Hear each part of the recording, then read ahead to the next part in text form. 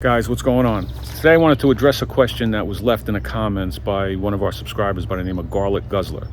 With a name like that, I'm sure there's no issues with blood pressure going on there. And Garlic Guzzler, if you're eating that much garlic to warrant a name like that, little food for thought. I hope that you're getting your garlic from domestically from California or even from some local farmers or growers where you are, rather than getting the Chinese stuff. Most of our garlic is imported from China, and I would avoid that at all costs for way too many reasons than we can get into today, but just keep that in the back of your mind. So to your specific question that you left the other day, how do you set your rep ranges? Should you be doing each set to failure? Should you stop prior to failing on a specific set? That's very subjective. Everybody's going to have an answer to that. They're going to have their own opinion. I don't believe that any one answer is right or wrong. Now, on the video that you watched and where you left a comment, that was a 10-minute workout that I did, and it was just a basic push-pull where I did a pull move and I did a push move. And I specifically set my rep range on that one at 10 because I knew I'd be able to pull that off. I know my limits on each one, and I specifically wanted to do that workout with little to no rest, just to see how quick I could do it. So I knew 10 would be, comfortable. I know what my limits are, so I knew that I would be able to pull that off. And it would still be challenging, you know what I mean? But I wouldn't be, gassing out and having to stop, and rest after each one. I wanted to be able to keep moving. So I think for a lot of us that do any type of resistance training, and obviously body weight training is resistance training, our goal is going to be what? To increase strength, increase muscle size. And in order to do that, we have to use a principle called progressive overload. So if I was in the gym using barbells, that would be, mean that periodically as time went on and I trained more and more, I would start adding weight. I would add another plate. If I was using dumbbells, I would move up to the next dumbbell. Now, when it comes to body weight exercises, we can increase our weight. And how do we do that? Let's, for instance, take a pull-up. I could slap on a couple of ankle weights. I could put a belt on and hang a weight or a dumbbell or a plate from my body. I could wear a weight vest. When it comes to push-ups, same principle. I've done push-ups with a weight plate on my back when I was at the gym, wearing my weight vest. You could also use a resistance band. You put that around your back, and that's going to, increase the resistance on that. Same thing with squats. I could hold on to a weight, I could do a goblet squat holding a dumbbell. I could wear my weight vest. There's ways to do it. Now, if you don't, let's say you're just going to keep it where you don't have that extra weight to use, and you want to increase the intensity on the exercise. One way to do it would be to increase your volume. Let's say I'm at the park and I'm doing, for the day I say, I'm going to do 4 sets of 10 pull-ups, okay? Now I'm roughly 190, let's round it off to 200 pounds for ease of math. So I'm gonna do 4 by 10, that's gonna give me 40 pull-ups at 200 pounds of body weight, so I just moved 8,000 pounds, right? Now if I wanna increase the intensity, I'm gonna say try for 4 sets of 12. That's gonna give me 48 reps at 200 pounds. Now I just did 9,600 pounds of volume, okay?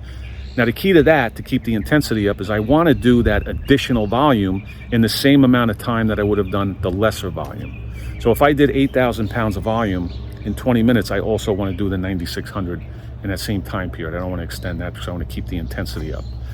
Now, if we didn't do that, if I didn't have extra weight and I didn't want to mess with my rep scheme and I wanted to increase the intensity, another strategy I could use is just to lower my rest time between sets, right?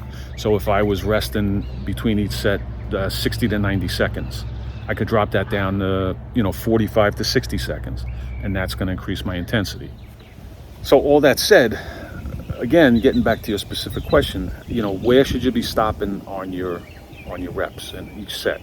Should you be pushing each one to failure all the time, or should you be stopping prior to that? Again, very subjective. I'm just going to tell you what I do, how I do it, sort of give you some ideas, and hopefully you could take that, structure it to your routine. What I do isn't going to work for everybody. I watch other people and I say, that doesn't really click with me. I don't want to do it that way. And I've tried other things and I said, this just doesn't work for me. But hopefully what I tell you here, you could take it and get some benefit from it, okay? So if you've watched any of my other videos, most of them are timed videos where I'll do like a 15, a 20, or a 30-minute workout. And the way I structure that is I'll basically just set the clock, and for the most part I'll do a pull move, a push move, and then a leg move, a squat or a lunge or something along those lines.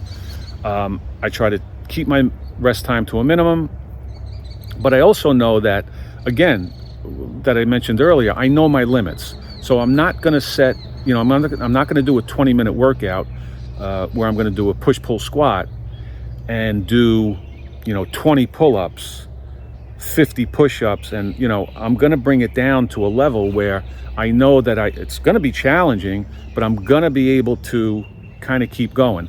And obviously, as the clock's ticking away, the more sets that I do, it's going to, even at that set rep number, it's going to get more and more difficult as I go along. Okay, so that's just one way that I do it. Again, you have to know what your max is, what your limit is, and then you structure it that way. Now, there are days, that said, I will do a workout where I actually will go to failure on sets. That's something that you could definitely add in. I don't recommend it on every workout, but it's something that I do use. So I'll go one day and I'll say, I pick a pull move, whether it's an inverted row or a pull up or whatever, or a chin up, and I'll do a max set. Okay. Now, obviously, I'm not going to then go and do another max set in 30 seconds. I'm going to have to drastically increase my rest time. Okay. So I might do 4 or 5 minutes rest. Then I'll go for another max set. And again, another 4 to 5 minutes rest, another max set. And I'll go till absolute failure on each one. Okay. And then I'll do that with my pushes and whatever leg move I pick. But again, I don't do that on every workout. So now, but another strategy that I use on some days, and I've done it in some of my workouts that I posted, I use a descending ladder scheme. Let's take squats, for instance. I may go to the gym one day, or maybe at the park, and I say, okay, I'm going to do 300 squats, and I'm going to do 10 sets of 30, right? If I want to if I have that number in my head, I want to do 300. What I might do, or what I probably am going to do, is do a descending ladder scheme where I go 25, 24, 23, so on and so forth, down to 1. Now, I don't know if it's just a Jedi mind trick, and the mind does give out way before the body, but I find that I don't want to use the word easier, but I find, going through the reps from 25, 24 is a lot different than doing 10 sets of 30, where I find myself slowing down quicker doing the 10 sets of 30.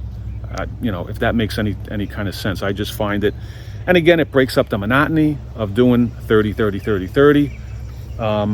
So yeah, that's just another strategy that I use that you could try out, give it a shot. But to bring it all together, no, I wouldn't consistently, on a daily or every other day when you work out, structure my routine to where I went to failure each time. I would want to go to a point where I had another rep or two in the tank, you know what I mean? Because you don't want every set to be ugly where you get to the end and you're falling on your face. Because the other factor that we didn't mention was the form. We always want to keep our form as good as possible, okay? And if you're breaking down on every set, 5 good, solid, strict reps are going to always be better than 10 weak, squirrely, shit form reps. Okay, so you want to keep your form as strict as possible for as long as you can.